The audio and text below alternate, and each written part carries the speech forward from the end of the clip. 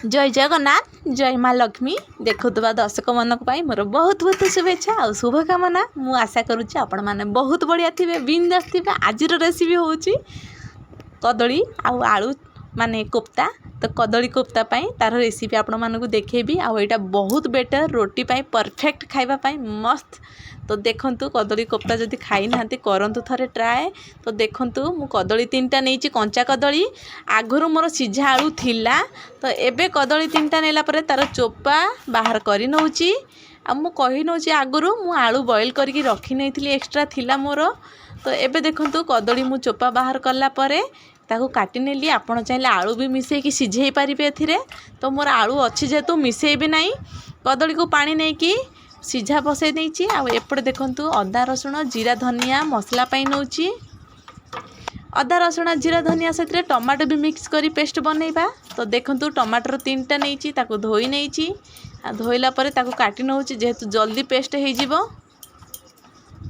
एबे देखंतु मु टमाटर भी नहीं गली मसला साथी मोर मसला भी रेडी हो पेस्ट। एटा देखंतु मोर पियाज पेस्ट आगुर करी नैछि। आउ एबे देखंतु गोटे पियाज नेली ताकू छोट छोट काटी नउछि। आउ मु अदा रखी दीची कद्दूकस करके साइड रे लंका भी काटी के रखी नैछि कंचा लंका छोट छोट साइड रे। आउ एबे पियाज काटी नउछि। एटा आलू सीझा जोटा चोपा बाहर करी नैछि मु कहउथली आपण मानकू। आ एटा देखंतु कदली सीझा मोर हेई जाइछि। एटा दीटा चा मु मिक्स करी नउछि। कदली आलू को भल से मिक्स कला परे हाथ रे चकुटी नेबे। हाथ रे भल से गोटे चकड़ा बनै नेबे। चकड़ा रेडी हैला परे एबे एथिरे नेबा पियाज आउ अदा आउ आमर होची कंचा लंका कटा एटा ऐड करिवे। एबे नेबे लूण स्वाद अनुसार नेला परे एबे नेबे एथिरे काश्मीर चिल्ली पाउडर अल्प। काश्मीर चिल्ली पाउडर नेला परे एबे नेबा हमें हल्दी पाउडर नेला परे एबे नेबा हमें बेसन टिके अधिक टिके नैथिबे माने 3-4 चम्मच नैछि मु। जेहेतु टिके गोटा रखिबो छाणिला बेले फिटिबो नै हमरो। तो बांधी रखिया पई मु बेसन 4 चम्मच नैछि। एबे देखंतु आकु भल से मिक्स करी नैछि मोर। आ एबे तेल हाथ होइछि अल्प रिफाइन हाथ रिफाइन तेल रे जेहेतु हाथ रे सटिबो नै। आ हमरो गोल गोल भल से हिजिबो। तो हाथ रे अल्प अल्प नै कि ताकु गोल करी नउछि। देखंतु कौ शेप रो मु करूछि गुलाब जामुन बा रसगोल्ला पर मीडियम रे हाथ रे करी नउछि। आपण देखिरि शेप करिवे। एबे देखंतु मोर बहुत बढ़िया गोल गोल हेई गला परे एबे मु कढ़े रे तेल बसैछि। आकु प्रथमे हाई आंच रे देइछि रिफाइन तेल लुहा कढ़े रे बसैछि। हाई आंच करिवे प्रथमे तापर मीडियम करिकी जो बॉल गुडा करिथले ताकू रखि नेबे। एबे देखंतु मु बॉल गुडा को रखि नउछि मीडियम आंच रा को छाणिले भल से सिझिबो हमरो। एबे देखंतु मीडियम आंच रे आकु छाणला परे केते सुंदर गोल्डन कलर हेछि। आउ गोटे प्रोसेस बसैछि एटा प्रथमटा देखंतु सेकंड लेयर बसिछि मोर। एबे सोस तेल ऐड कला परे एबे हमु कहूचे देखंतु गोटे तेजपत्ती नेली। गोटे तेजपत्ती देला परे एबे मु नेली जीरा छुंको पाई। जीरा छुंको हैला परे एबे आमे नेबा जोड़ा पियाज पेस्टटा रखिथिले पियाज पेस्ट नै गली मु गोटे पियाज पेस्ट करिथिली। देखंतु पियाज पेस्ट नेला परे आकु भलो से कसिबे जेमती ब्राउन कलर आसीबो। देखंतु पियाज कसी हैला परे जोड़ा टमाटर पेस्ट रखिथिले मसला हाथिरे तो सेइटा मु नै गली। मसला टमाटो पेस्ट मसला देला परे आकु भलो से कसी नेबे। ताकू चले नथिबे कंटिन्यू छाडू नथिबे। तो देखंतु चलेला परे मु एबे देखुची हमर मसला रे कोन नेबा। देखंतु एडा मोर छणा रेडी ही आइची केते सुंदर गोल्डन परी।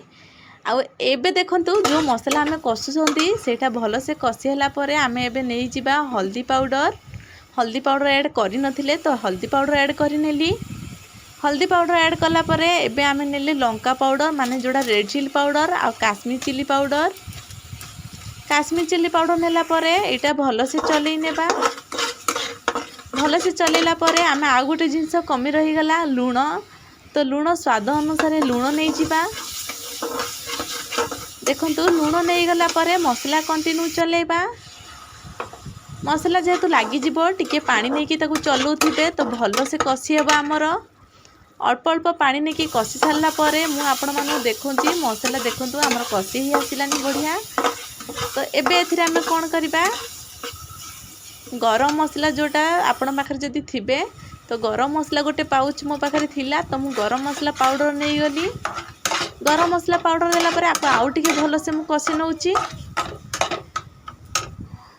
देखंतु मसला कषा रेडी हो गलानी। मु एबे पानी ऐड करबी। आपण आपण हिसाब रे पानी नेबे मु मो हिसाब रे पानी नउची। पानी टिके माने देले ग्रेवीटा भलो हबो। तो एबे देखंतु मु धनिया पत्र धोई काटी नउची मोर लास्ट रे काम रे आसीबो।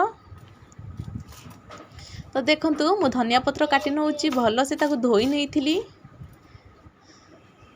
धनिया पत्र कटा रेडी हो गला। एपट देखंतु मोर मसला फुटी आसिलानी। लुण तो एड हे ही थिला। तो एबे जो बॉल गुड़ाक रखी छाणी कदली आलू जो कोफ्ता गुड़ाक सेटा मु एबे ऐड करि नउची। देखंतु ताको 5 मिनट ढक्कन नहीं छाड़े बेसी टाइम रखिबे नहीं भांगी जीवो। 5 मिनट पर देखंतु आमर कोफ्ता रेडी हो गलानी। आ देखा पाई बहुत बढ़िया खाइबा पाई भी सेमती बहुत बढ़िया। एबे देखंतु भल से ताको टिके हल्का हल्का चलुची भल से गले जेतु भांगी जीवो। तो सेति जोगु हल्का चलेला परे एबे एथिरे आमे नेबा धनिया कट्टा माने धनिया पत्र कट्टाडा लास्ट रे। तो देखंतु धनिया पत्र कट्टा देला परे मोर कोफ्ता रेडी हो गलानी। कदली आलू कोफ्ता बहुत बढ़िया रेसिपी। आपण मान जदि ट्राई करिवे तो कहिबे मते बहुत बढ़िया लागिबो। आ एटा रोटी पाई परफेक्ट।